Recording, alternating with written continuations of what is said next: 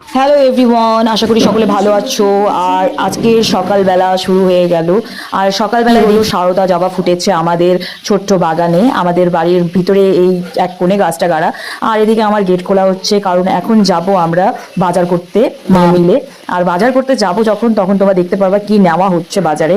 আর তোমাদের সাথে অনেক কথাই আছে। তার আগে কিছু আলোচনা করি খবর বিষয়ে। খবরই চলছে, রমরমিয়ে চলছে, আশেপাশে চারিদিকে চলছে, জানি গোটা বিশ্বে চলছে গ্যাসের অভাব। গ্যাসের এত দাম বেড়ে গেছে, দাম বাড়া তো দূরের কথা, গ্যাস পাওয়াই বলে যাবে না এখনকার। দেখা যাক তোমাদের ওদিকে কি গ্যাস পাওয়া যাচ্ছে।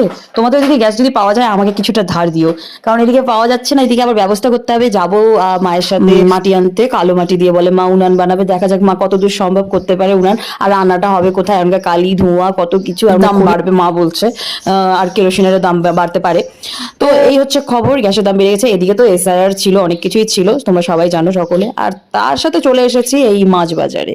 বাজার করতে গিয়েছিলাম, আমরা নিয়েছিলাম রুই মাছ। আর মা বলছে এটা বলে আমেরিকান মাছগুলো একটু অন্যরকম হয়। এই মাছগুলোকে দোকানদার বলছিল যে আমেরিকান মাছ, কিন্তু মায়ের বিশ্বাস ছিল না যে এগুলো আমেরিকান মাছ। তোমরাই বলো এটা আমেরিকান মাছ, কিন্তু এটা রুই মাছের ডালা। আর এই যে আমাদের মাছটা মাছ বানানো হয়ে গেলে আমরা রওনা দিব বাড়ির উদ্দেশ্যে। তো এই মাছ বাজারে অনেক ধরনের মাছ আছে, বিভিন্ন ধরনের বাজার, বিভিন্ন ধরনের মাছের বিভিন্ন রকম দোকান।